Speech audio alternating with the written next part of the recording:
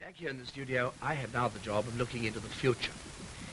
Well, I don't know what the future holds. The last 10 years have held so much that Lord knows what's coming in the next 10.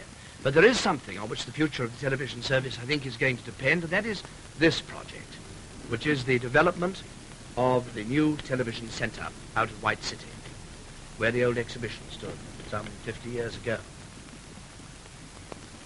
They're building... Sorry about my voice, it's been giving up all day. They're building a new television centre, of which this is already in existence and is being used. It's only 1/8, though, of the site as it will be when it's finished. And the work started in 1951 in July, and when it's all over and the new buildings are there are going to be 7 studios. 4 of them are actually going to be there by 1960. Now, we can look tonight in the studio at a model of this same centre as it will be when it's completed. And as we have with us, and we're very glad to have with us in the studio, the Director of Engineering of the BBC, Sir Harold Bishop, who is therefore the Chief Engineer of all the engineers in the corporation. You, Sir Harold, I think, can tell us a little about it and its function.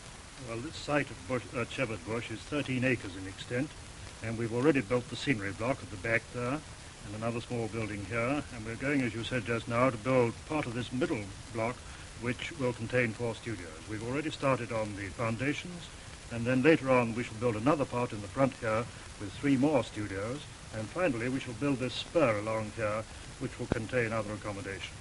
So we've got a big project ahead of us.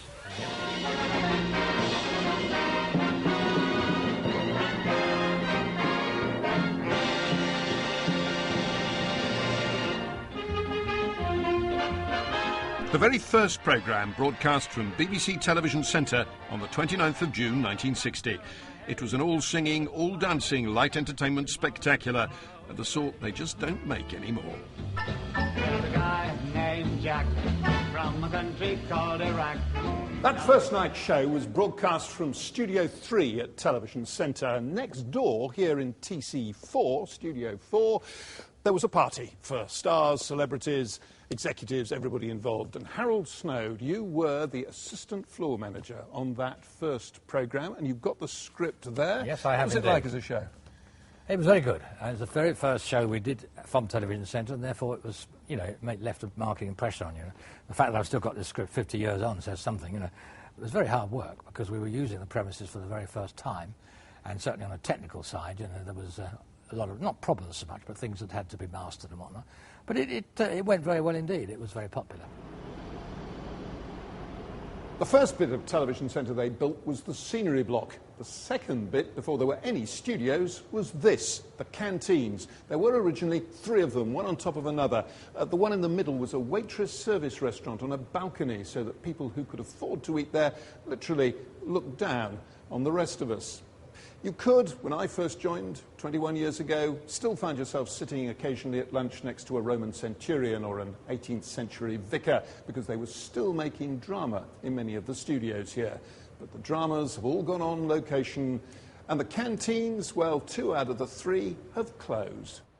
The new building opened in the days when virtually every programme on television was made in a studio. It seemed impossibly modern and high-tech.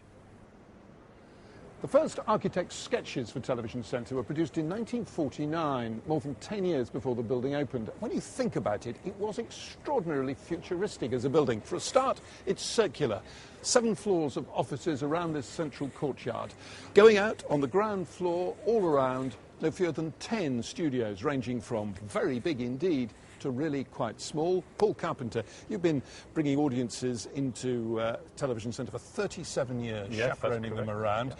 Tell us about some of the things you've seen in that time. I worked on the Parkinson show when Emu attacked him, which was very funny. I can still hear my laughter on the soundtrack, which is good. And one of the highlights was the Royal Good Life back in the 70s. The Queen and Prince Philip came along to attend the show, and they hid all of the cameras under the seating. And amongst all the normal seats were 2 throne-like seats for Her Majesty and Prince Philip.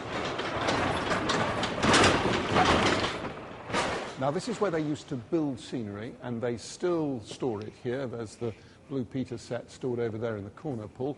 It was, Television Centre was a factory, wasn't it? It was. Mass-producing television programmes for decades. Yeah, it was hundreds of shows, amazing place. And this was actually another of those futuristic buildings. This was designed in the 1950s, but the roof up there, if people think it looks familiar, it was used in a very famous television programme. The roof they got the idea for the inside of the TARDIS for Doctor Who. The sad thing is that these days many of the studios are empty. The building's become a bit of a white elephant. It's such a remarkable structure that parts are now a listed building, so they can't be demolished.